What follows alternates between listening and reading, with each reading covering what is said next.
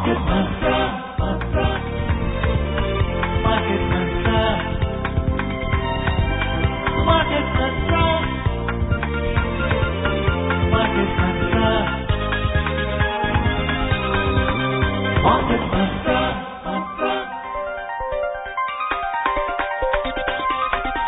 Market Mantra. Hello and welcome to this edition of Market Mantra, in which we give you a complete update on the economic, business and stock market news of the day. I am Anubha Rohatgi and with me is my co-anchor in Hindi, Vishal Sharma. नमस्कार, market मंत्र में आपका स्वागत। प्रतिदिन की तरह हम आर्थिक, व्यापारिक और शेयर बाजार से जुड़ी ताजा खबरें आप तक लाएंगे और उन पर चर्चा भी करेंगे। चर्चा के लिए आर्थिक विशेषज्ञ हमारे साथ कार्यक्रम में ऑनलाइन शामिल होंगे। सबसे पहले हेडलाइंस के साथ हैं Anubha. Thank you, Vishal. Domestic stocks decline more than 0.5%. Sensex plunges below the 60,000 mark. Nifty closes below 17,750 level. Rupee weakens 21 paisa to trade beyond 74 rupees per dollar mark. And Brent crude prices rise to $80 per barrel. घरेलू share बाजारों में 0.5% से अधिक की गिरावट। Sensex 60,000 के निशान से नीचे हुआ बंद। निफ्टी 17,750 के स्तर से नीचे आया। रुपया 21 पैसे टूटकर 74 रुपए प्रति डॉलर से ऊपर हुआ बंद और ब्रेंट कच्चे तेल की कीमतें $80 प्रति बैरल के पार।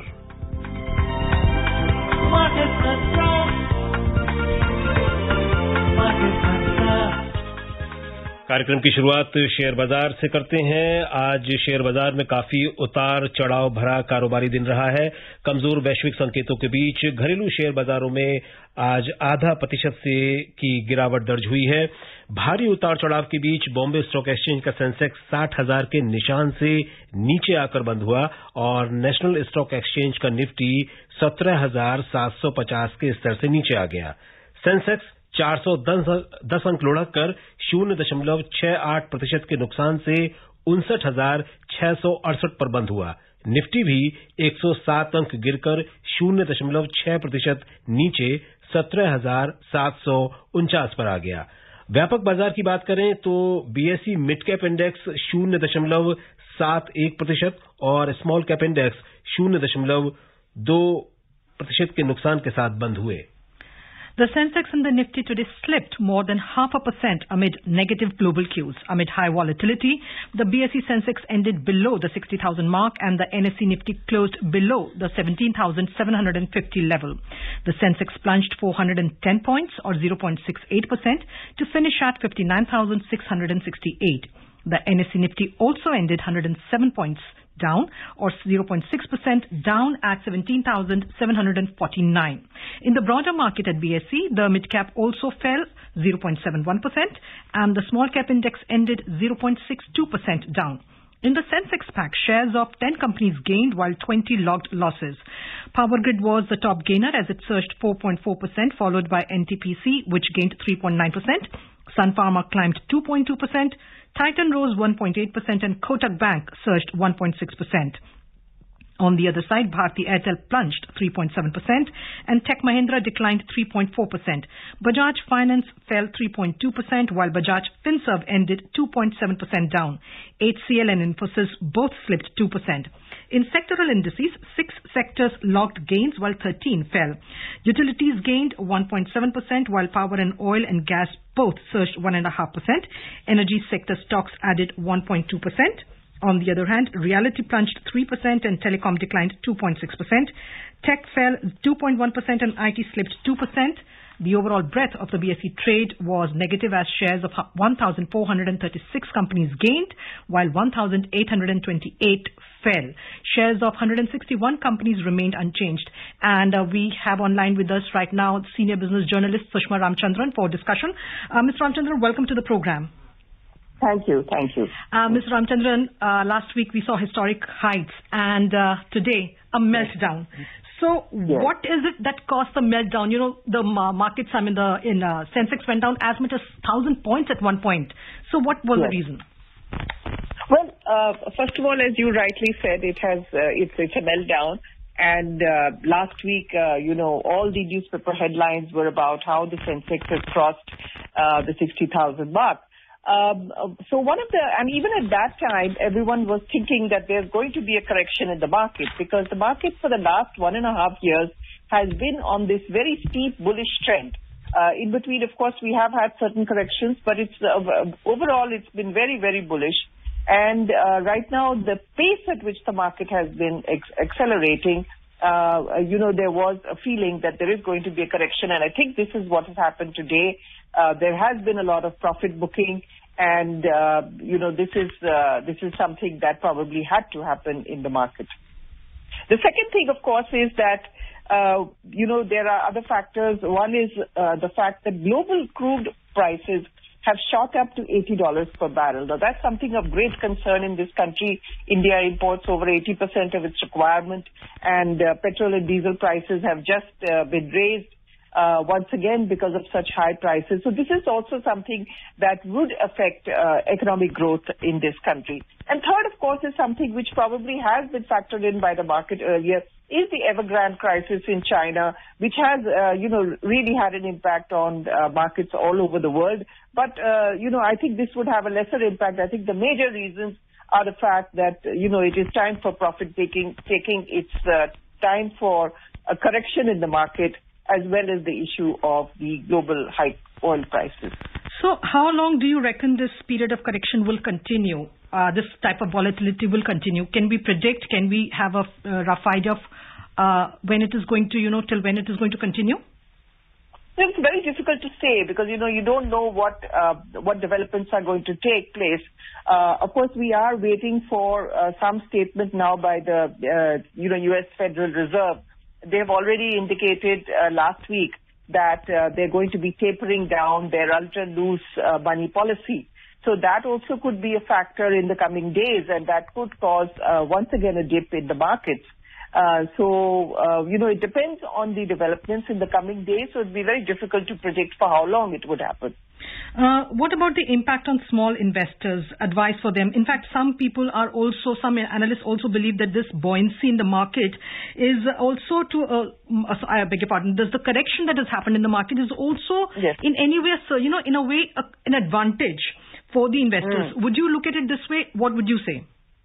I would say that right now, small investors, especially small retail investors, should really take a pause, and they should, review their assets, review their investments. And I don't think that this is a time for them to be making fresh investments in the market. I think because, as we just talked about, there could be further volatility, and it would be better to kind of wait out the storm, see what happens in the days to come. As I said, if the Federal Reserve does indicate that the loose money policy is going to be reduced, that they're going to raise interest rates, then there could be a further impact on Indian markets, and you could see a further sell-off. So I think it's a time to kind of wait and watch. You just mentioned the loose liquidity. In fact, there are some analysts again who believe that this buoyancy in the market at the moment is to a lot of extent due to the liquidity in the system being provided and supported by the central bank. So, yes. And this is something that economists have been saying off and on, that there is a disconnect between what is happening in the stock market right now and the real market. Yeah, of course. What has happened is that, and I think in our earlier program also you talked about the inequality problem issue. It is a fact that, people of high net worth, people who have sufficient liquidity are able to take these funds and put them in the stock markets right now, because they don't find any other asset classes suitable. So they are investing in equity markets, and that's one of the reasons, in fact, for the bull run in the Indian markets. This also indicates the fact that there is this greater inequality in the system, because there is one set of people who have, who are rich and actually becoming richer, and the bulk of people who are working in, for instance, the contact-intensive sectors, as they are called, they need MSMEs, and these are the people who have been very severely hit by the pandemic, who have found that their livelihoods have been lost, and they have migrated back to rural areas.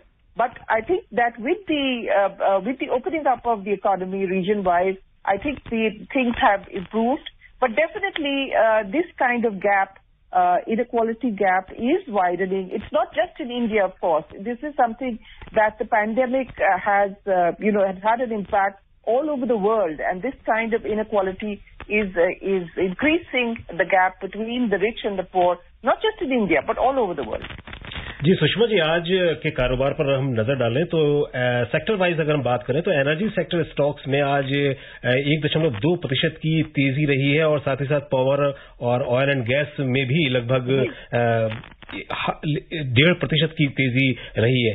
ये energy sector के शेयरों में तेजी का पीछे आप क्या प्रमुख वजह मान रही हैं? देखिए, एनर्जी सेक्टर में कुछ चीजें हैं। अगर आप देखें, एक तो बीपीसीएल का सेल ऑफ है जो पब्लिक सेक्टर कंपनी है, तो उसमें ये है कि ये प्राइवेट सेक्टर को ही जाएगा, प्रॉफिट मेकिंग कंपनी है, तो इसमें ऑयल एंड गैस सेक्टर का जरूर बढ़ोतरी होगी। और दूसरा, जो ऑयल प्राइसेस बढ़ रहे हैं उसका फायदा, जो अब बढ़ते हुए ऑयल प्राइसेस का फायदा रिफाइनिंग कंपनीज को होता है, क्योंकि उनको ऑयल रिफाइनिंग मार्जिन उनके बढ़ जाते हैं। ओएनजीसी वगैरह का भी, उनका जो डोमेस्टिक प्रोडक्शन है उनको भी फायदा होता है, क्योंकि वो उस रेट पे सरकार को सप्लाई करते हैं। तो इसमें ये बहुत ग्लोबल और जो डोमेस्टिक फैक्टर्स हैं, ये इसके ऊपर प्रेशर पड़ रहा है मार्केट के ऊपर, और definitely the outlook is bright for oil and gas sector. Sushma ji, despite the fact that we saw this meltdown today and which is expected to continue, the volatility, as analysts are saying, is going to have, take place in the coming days as well. But there is also the overall optimism that the Indian market, the stock market is, this bull run will continue for the next couple of years. That is one point of view. But there is, I was reading somewhere today that there's a well-known Japanese investor, Atsuto Sawakami, who today actually took out full-page ads in Japanese papers, and he has warned of a bubble caused by excess liquidity in a series of ads. In fact, he says, and I quote, "The collapse of the bubble is just a matter of time. The time to act is now. Get as far away as possible from this growing epic bubble." So this, bubble is something, again, we've been talking about every time the markets, surge to such highs. This talk of a bubble being burst and this being a bubble always comes up. What do you have to say for that? Well, would you agree with him? No, it's very difficult for me to agree or disagree with him, because he has made his own calculations and he has his own way of making assessments, and I don't know what is the reasons behind his assessment. So it'd be very difficult for me to say yes or no to that. He could be making very scientific assessments, and he could not also. So, but I must say that there are, many people around the world globally who make these kind of predictions, and some of them have been very uncannily correct about various, stock market crashes. On the other hand, we have to see that as far as the Indian economy is concerned, people are talking, and we're talking about Indian investors who are talking and looking at a longer time frame, when they are expecting this bull run to continue. I think one of the reasons is, or rather, it's a complex bouquet of reasons, is that the fundamentals of the economy are strong. Even now, we have found that, surprisingly, last year, in 2021, the foreign direct investment inflows went up by 10%, up to they've reached over $81 billion. But globally, FDI inflows have fallen from $1.5 trillion to $1 trillion. So India is actually bucking the trend. Foreign investors are looking at India as a potential market that is going to yield results in the coming days. And of course, number one is we have a very huge market. We have a very well-developed industrial sector. Our agriculture sector, this is very key, has been growing consistently even during the pandemic. And now green shoots of recovery are, moving in the economy.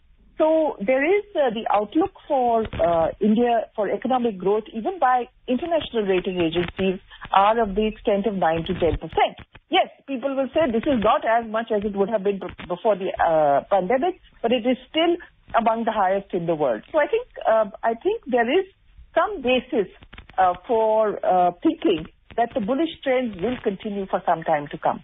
So if I were to ask you to do a SWOT analysis of the Indian markets and the economy, what would be your assessment? If I were to ask you for strengths, weaknesses, in how would you, what would be your analysis? That would be a very difficult thing to do. But maybe, one point of strength, a point of weakness, if you can, if you have to analyze, how would you put it? The one point of weakness that we have is the factor that we talked earlier, which is really inequality. That you have these huge numbers of high net worth people who are investing in me. Ji Sushma ji, और unrealistic. जी हाँ जी जी सुषमा जी, ये जो domestic inflation का आप क्या effect देखती हैं near future में, आने वाले सालों में या वक्त में, कि स्टॉक्स पर, शेयर बाजारों पर क्या असर आप देख पा रही हैं इसका? देखिए, इन्फ्लेशनरी प्रेशर्स हम अभी तक काफी काबू में रहे हैं। हाल ही में जो दो चीजों के ऊपर बहुत ज्यादा प्रेशर पड़ा है, जिनके मतलब दाम बहुत बढ़ रहे हैं, एक है फूड और एक है फ्यूल प्राइसेस। तो फूड के जो दाम है वो काबू में आ गए, लेकिन फ्यूल प्राइसेस अभी काबू में नहीं आए हैं। और अभी जैसे हमने कहा कि डीजल और पेट्रोल के दाम बढ़ गए हैं, और इनका जो इफेक्ट है, ये कैस्केडिंग इफेक्ट होता है इन्फ्लेशन के ऊपर, सारी जो ट्रांसपोर्टेशन सेक्टर के ऊपर। जैसे ही आपका डीजल का दाम बढ़ता है तो सब चीजों के ऊपर इसका असर पड़ जाता है।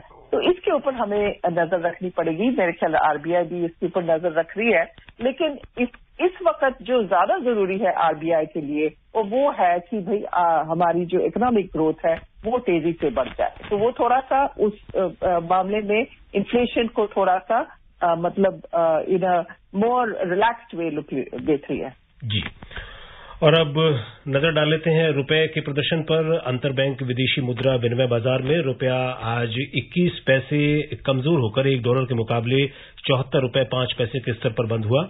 विश्व की 6 प्रमुख मुद्राओं की तुलना में डॉलर की मजबूती दर्शाने वाला डॉलर सूचकांक 0.28% बढ़कर 93.65% के स्तर पर कारोबार कर रहा था। सुषमा जी, डॉलर में लगातार मजबूती और रुपया उसके मुकाबले कमजोर होता दिख रहा है, इसका हमारी अर्थव्यवस्था पर और शेयर बाजारों पर क्या असर कुछ है, देखती हैं आप? देखिए, जब हमारा रूपी जो है थोड़ा सा कम हो जाता है, डिप्रिशिएट हो जाता है, उसका फायदा हमारे एक्सपोर्टर्स के लिए होता है। और कई देश जैसे चीन है वो डिलिबरेटली डिप्रिशिएट कर लेता है अपनी करेंसी को, लेकिन अभी भी ये जो डिप्रिसिएशन है इसका कोई, मेरे ख्याल कोई नेगेटिव इम्पैक्ट नहीं है। उसका सबसे ज्यादा जो वजह है इस वक्त वो है तेल के दाम। तेल के दामों के लिए जो डॉलर्स हम डॉलर से हम खरीदने जा रहे हैं उसका असर पड़ रहा है, और रुपया का जो थोड़ा सा डिप्रिशिएशन हो रहा है। लेकिन फिर भी पिछले 2-3 महीने में काफी हमारा रूपी का मूवमेंट जो है एक रेंज बाउंड रहा है। इतना नहीं है कि बहुत डिप्रिशिएट हुआ या बहुत अप्रिशिएट हुआ, रेंज बाउंड रहा। जी, और अब रुक करते हैं एशियाई बाजारों का। एशियाई शेयर बाजारों में आज गिरावट रही। चीन के एवरग्रैंड समूह के कर्ज संकट के नहीं सुलझने और चीन में बिजली की कमी का संकट गहराने से निवेशक चिंतित हैं। हालांकि आज चीन के शंघाई कंपोजिट इंडेक्स में 0.5% और हांगकांग के हैंग सेंग में 1.2% की बढ़त दर्ज हुई है। दक्षिण कोरिया का कोस्पी 1.1% लुढ़क गया। सिंगापुर का स्ट्रेट्स टाइम्स इंडेक्स 0.7% और जापान का निकेई 0.2% गिरावट के साथ बंद हुए। यूरोपीय शेयर बाजारों की बात करें तो वहां पर भी अंतर्देशीय कारोबार में गिरावट का रुख रहा। फ्रांस का कैक 40 0.5% लुढ़क गया। जर्मनी का डेक्स 1.2% और लंदन का FTSE 100 0.3% की गिरावट में रहे। सुषमा जी, एशियाई शेयर बाजारों में आज गिरावट रही और खासतौर पर चीन की बात करें तो जैसी कि खबरें आ रही हैं कि एवरग्रैंड समूह का कर्ज संकट बहुत ही गहरा गया है और बिजली की कमी भी वहां पर काफी चिंतित कर रही है, गहरा रही है। ये भी एक चिंता का विषय बना हुआ है। लेकिन इस सब के बावजूद आज चीन के शंघाई कंपोजिट इंडेक्स में 0.5% की बढ़त दर्ज हुई है। इसे हम कैसे देखें? इसमें ये है कि हालांकि एवरग्रैंड का जो बात है वो बहुत गंभीर है। इसमें आपको भी मालूम है कि $300 बिलियन का डेट उनके ऊपर अभी है, और वो अभी जो उनके जो रीपेमेंट का वक्त आया तो उन्होंने $95 मिलियन वो नहीं दे पाए।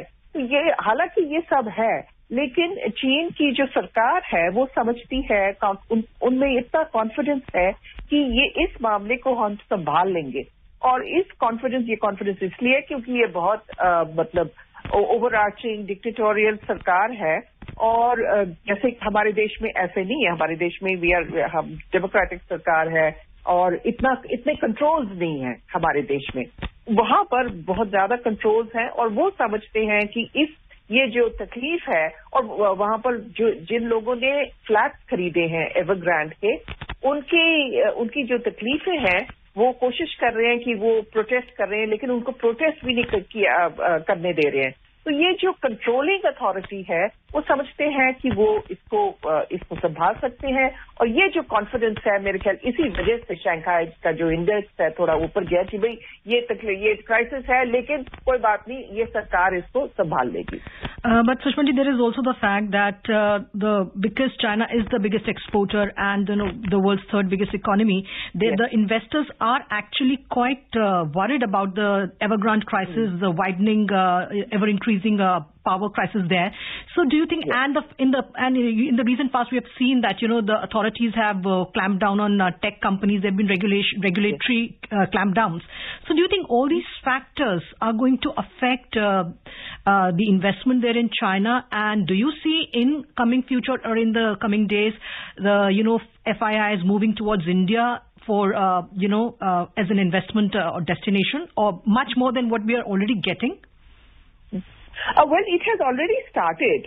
Companies, it's not, of course, this is a crisis that has happened now, and definitely, as you say, investors are worried. But the movement of companies, and not, I would say, in a huge way, but certainly it has begun. After the pandemic, there was a feeling that you should not have so much reliance only on one country, that we should, as any corporate multinationals felt, that we must hedge our bets, as they say, and put some of our factories in other countries. So they have been shifting. Some have come to India. A lot have gone to Vietnam and Indonesia. And I think that one of the, we are trying to improve our ease of doing business. One step that has been taken in the recent past is, I think, very positive, is that a new portal has been set up for single window clearances. And even the economic survey had said that to set up a business, you require as many as probably some 6,700 of regulatory approvals. So this new portal will enable the investor to go to it and get the approvals from state governments and from central governments at one point. So hopefully this is one factor that would, one more way of easing the process of doing business. So, as I said, this process of companies being shifting their manufacturing facilities has already begun. But in a small way, probably Evergrande could accelerate it. So we really have to see what happens in the days to come. Moving on to the U.S. market, the Nasdaq slipped yesterday as investors swapped technology heavyweights for stocks linked to economic growth amid increasing confidence in a recovery, helping the Dow mark small gains. The Dow Jones gained 0.2%, while the S&P 500 fell 0.3%, and the Nasdaq Composite Index declined 0.5%. How would you assess the U.S. markets ever since the U.S. Fed came out with its announcement of beginning the tapering process from November, and we have been seeing that markets have been, Dow Jones, of course, yes. all the markets gained, and now with the, but also the fact that the U.S. Treasury bond yields are increasing. How would you assess this market and its impact? They are actually waiting now for a time frame to be given, because they did indicate last week that they're going to start it. But everyone is now waiting for a time frame to be given by the Federal Reserve. And I think that will then have a greater impact. Are they going to give a longer time frame or a shorter time frame? Now people are thinking in terms of a shorter time frame, which means that interest rates will go up. And of course, in the U.S., other domestic factors are also there. They have a very major problem in the U.S. Congress regarding passing of a bill to, enable the government of the United States to function. And so that is another issue that is probably weighing on the markets, because that's a crisis that is going to happen in the government very soon, in the days to come. Right. A question that I asked one of our analysts last week also, I would also like your opinion on it, that now that the US Fed has indicated that it will start the tapering process, do you think the RBI is going to follow in its footsteps, and sometime in near future we are going to, the RBI is also going to, take the same steps? No, I really don't think so. I really don't think so, because, we really have a long way to go. Our economic recovery is still in a very nascent stage. And I think that the RBI would like to make sure that the green shoots that we are seeing in terms of GST, higher GST collections, in terms of railway freight loadings, power consumption, petroleum consumption, etc., that, to see that it really is sustained over a few months before they start doing anything like this. I think that they would like to support the recovery process. Right. Moving on to commodities, oil prices have continued the rise amid bullish demand outlook and near-term constrained supply. Greater than expected drawdowns in crude inventories over the past 2 weeks have also supported the crude prices. In intraday trade, Brent crude was trading around $80 per barrel, while WTI crude prices were at $76.20 per barrel. Ms. Ramchandran, this is what I asked you in earlier program also. Now, Goldman Sachs has predicted a $90 per barrel, by the end of this year. Inflation, more than, of course, the fact that we are the third biggest importer of oil products, crude products, but the bigger worry is inflation, how it will affect the common man. So do you think, again, this demand, although recently the finance minister said no, but this demand to include, oil products into GST will again rise? And what is it that RBI can do about it? The fear of rising inflation. Sorry, you are asking me if oil products will go into GST? I'm saying that this demand is, because this demand is going to come up again, but that happens. But what are the options before the government right now and the RBI, given that inflation is a very clear and present, danger right now? Yes. Well, you see, the demand will come up, but the problem is that on this, the states are divided, because both center and states right now have very large, very high levies on petroleum products. So it's not just the center, it is the states also. The states do not want to let go of this revenue. They're very worried. Two areas which have been kept out of GST. One is alcohol and one is petroleum products. So, this is something that is difficult to predict. How will the states actually come round to feeling comfortable that they can afford to lose this revenue, and then they will get this revenue back through GST collections. So this is something that is really difficult to predict. And as far as the RBI is concerned on inflation, I think they for the time being, there is a concern obviously over fuel. We are the third largest importer. In fact, I think in August we imported, we reached a peak of imports, oil imports. Because that was oil companies are anticipating that demand will go up. So this is a factor that the RBI will have to consider. But I still feel that they will weigh in on the area of growth rather than worry about inflation right now. Ms. Ramchandran, you spoke to us on the various issues. Thank you so much for joining us on the program. Thank you. और अब चलते चलते सोने की कीमतों पर भी नजर डाल लेते हैं। आज सोने की कीमतों में 220 रुपए की गिरावट रही। मल्टी कमोडिटी एक्सचेंज पर अक्टूबर आपूर्ति वाला सोना 45,850 रुपए प्रति 10 ग्राम पर कारोबार कर रहा था। चांदी में भी 880 रुपए की कमजोरी दर्ज हुई। दिसंबर आपूर्ति के लिए चांदी 59,755 रुपए प्रति किलो पर कारोबार कर रही थी। And before we close, a reminder of the headlines. Domestic stocks decline more than 0.5%. Sensex plunges below the 60,000 mark. Nifty closes below 17,750 levels. Rupee weakens 21 paisa to trade beyond 74 rupees per dollar mark. And Brent crude prices rise to $80 per barrel. And that's it in this edition of Market Mantra. We'll be back tomorrow at 3 p.m. with Money Matters. Till then, namaskar.